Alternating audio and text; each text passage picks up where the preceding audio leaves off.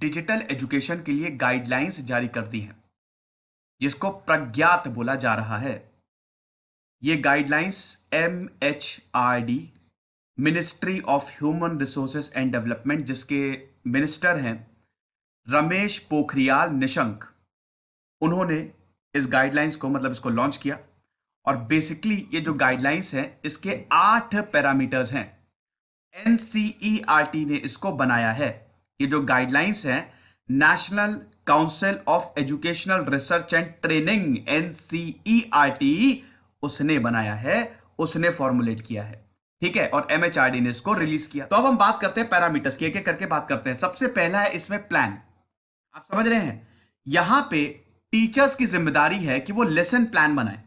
ठीक है, लेसन्स के लिए जो लेसन्स देने हैं टीचर को, स्टूडेंट को, वो बकायदा टीचर प्लानिंग करेगी। उसके बाद टीचर जो है वो रिव्यू करेगी। रिव्यू मतलब सर्वे होगा, एक छोटा सा सर्वे होगा। ठीक है, और इस रिव्यू में दोस्तों बहुत कुछ आएगा। एक तो सर्वे होगा ही, वो तो टीचर कंडक्ट करेंगे ही करेंगे। फिर उसके बाद इस रिव्यू में प्लान भी आएगा, duration, quality of resources, scope of assignment, सब कुछ। ठीक है, रिव्यू बेसिकली आप समझते हैं ना, रिव्यू क्या हुआ?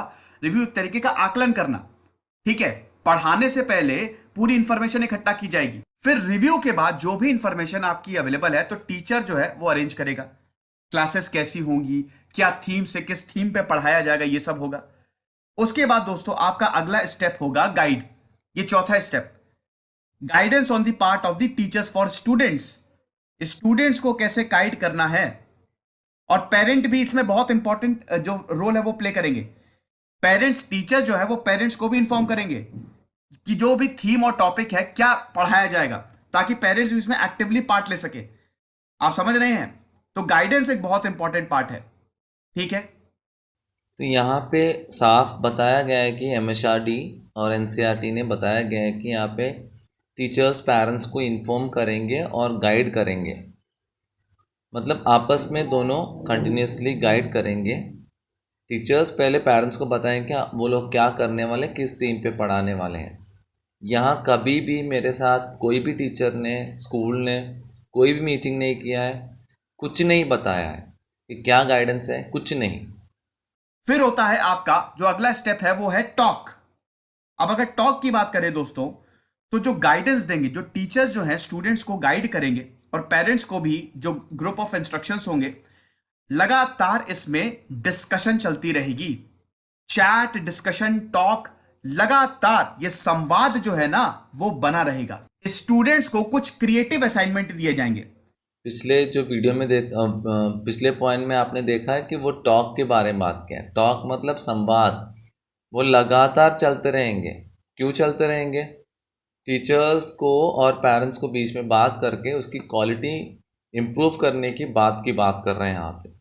मैंने वही किया है, मैंने वही पॉइंट किया है, मैंने जो इस पे बताया गया है मैंने वही चीज़ किया है कि लगातार उनसे बात करना चाह रहा था कि प्रॉब्लम्स क्या है, वो बताना चाह रहा था। यही किया है मैंने। जैसे स्टूडेंट्स को हेल्थ प्रैक्टिसेस फॉर वेलनेस बताई जा सकती है, असाइनमेंट दिया जा सकता है, जिसमें पेरेंट्स और चिल्ड्रंस दोनों डिस्कस कर सकते हैं कि हेल्दी प्रैक्टिस के लिए क्या क्या करना है। आप समझ रहे हैं? Status of diabetes in India, ये सब दोस्तों प्रज्ञात के से ही मैं एग्जांपल जो है वो उठा रहा हूं। ठीक है, डायबिटीज का इंडिया में क्या स्टेटस है, ये असाइनमेंट चिल्ड्रंस के लिए हो सकता है, होमवर्क एक तरीके से। ठीक है, उसके बाद आपका ट्रैकिंग होगा, and then last appreciate. Appreciate मतलब क्या? मोटिवेशन। एप्रिशिएट करो अगर स्टूडेंट ने अच्छा किया है। देखो, अप्रिशिएट करना है, बच्चे को अप्रिशिएट करना है कि बेटा तुमने well done, you have done good. और पेरेंट्स को भी अप्रिशिएट करना है। इसका मतलब क्या हो रहा है कि एक टीचर्स, पेरेंट्स और बच्चों के साथ में मिलके जुल के करने वाली चीज़ है ना। मोनोपोली नहीं है कि बस हमने बता दी और तुमको सुनना है। ये नहीं हो रहा है। यहाँ पे साफ बताया गया है, मैं नहीं बता रहा हूँ, ये MHRD बता रहा है।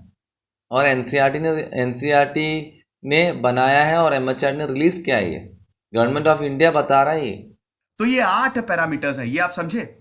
ये मैंने आपको। फिर उसके बाद दोस्तों हमको सेफ्टी का भी ध्यान रखना है। मैं एक वीडियो देख रहा था दोस्तों, उसमें एक टीचर जो थे 55-60 साल के रहे होंगे, वो स्टूडेंट्स को पढ़ा रहे थे, और जो प्रिंसिपल है वो आके उनसे कहता है कि पहले जाके पढ़ाना सीख लो। इतना बुरा लगा दोस्तों, बहुत खराब है, ऐसा नहीं करना चाहिए, किसी को डिमोटिवेट नहीं करना चाहिए। देखो यहाँ पे डिमोटिवेशन की बात बता रही है ना, ये सर ने जो है डिमोटिवेशन की बात बताया है, तो ये बिल्कुल सही है। यहाँ पे अपने स्कूल में भी ये काफ़ी बार हो चुका है कि प्रिंसिपल घुस के उनको डांटते थे बच्चों के सामने।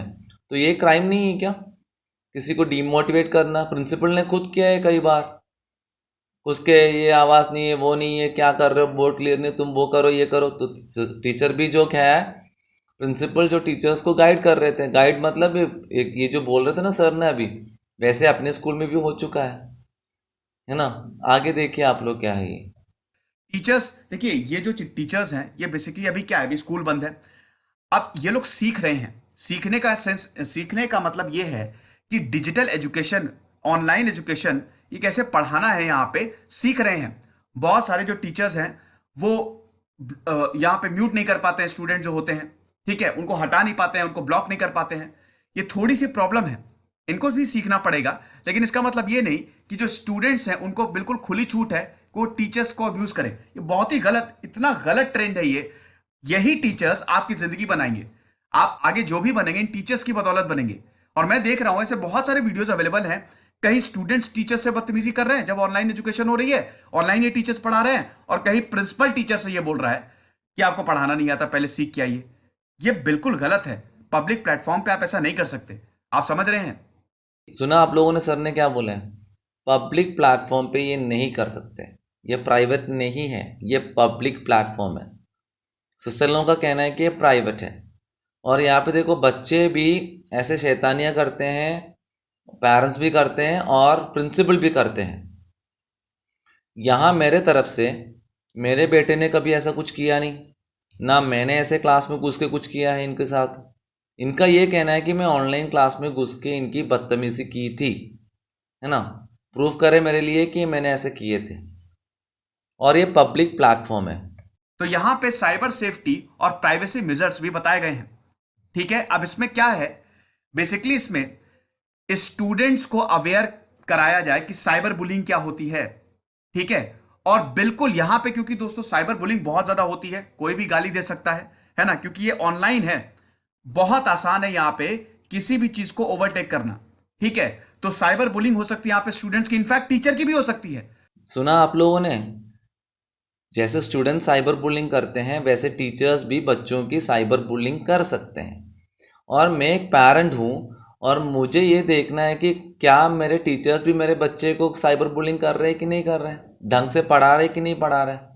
तो मैं एज ए पेरेंट मैंने अपनी फ़र्ज़ निभाया है उनको। वो भी सोशल मीडिया में जो साइबर बुलिंग की जो बात सर कर रहे हैं ना, तो वो cyber bullying on the life भी हो सकता है। जैसे क्लास चालू करके क्लास के बीच में गाली बकना, टीचर को कुछ भी बोल देना, ठीक है ना। ये मैंने नहीं किया है। मैंने इतना किया है कि उनकी क्लासेस रिकॉर्ड करके उनको फॉरवर्ड किया तो उनकी पर्सनल नंबर पे व्हाट्सएप पे शेयर किया है। That means it's not cyber bullying, वो पर्सनल नंबर पे है। साइबर बुलिंग तब आता है जब आपने एक सोशल मीडिया प्लेटफॉर्म पे डाल के उसको सबके सामने डाल दिया है। वो मैंने लास्ट में किया था, बट वो कैसे, private account, public sorry unlisted account पे बना के मैंने पर्सनली उनको बताया था, वो भी वीडियो ब्लर करके, किसी की चेहरा दिखा के नहीं किया। किसी के चेहरे के साथ अगर चेहरा दिख रहा है तो, और उसको अपन तुम गाली बक रहे हो, कुछ भी कर रहे हो, तो that is called cyber bullying. किसी का चेहरा साफ नहीं है, जैसे न्यूज़ में आपने देखा होगा जब कोई डेलिकेट न्यूज़ दिखाते तो उसको पूरे पूरे मतलब ब्लर किए जाते हैं, so that people face is not shown but the news will be shown there. So यही मैंने किया था। और मैंने वो यूट्यूब में पब्लिक अकाउंट पे नहीं डाला था, मैंने अनलिस्टेड पे डाल के दिए थे। तो दोनों को ही बताया जाए कि साइबर बुलिंग को कैसे इसको हैंडल किया जाए, ठीक है। और बिल्कुल इससे एक जो भी साइबर बुलिंग या कोई अगर कुछ गलत कह भी रहा है तो बिल्कुल ध्यान हटा ले। कोई भी personal information, textual communication, video या इमेज स्टूडेंट्स की सोशल मीडिया या कहीं पे भी शेयर ना करें, ठीक है ना, इस ऑनलाइन एजुकेशन के तहत। सोशल मीडिया पे कोई भी बच्चे की या फिर पर्सनल इन्फॉर्मेशन शेयर नहीं करना चाहिए। और मैंने जो भी वीडियो सेंड किया वहाँ पे कोई भी बच्चे की फेस क्लियर नहीं है, कोई भी टीचर की फेस क्लियर नहीं है। मेरे आवाज़ है वहाँ पे, वो कमेंटिंग आवाज़ है कि क्या है, क्या प्रॉब्लम्स है। पर इनका कहना है कि मैंने ऑनलाइन क्लास पे घुस के इनकी बुलिंग किया है। ये उनको प्रूफ करना पड़ेगा. That is my point. Thank you so much all of you.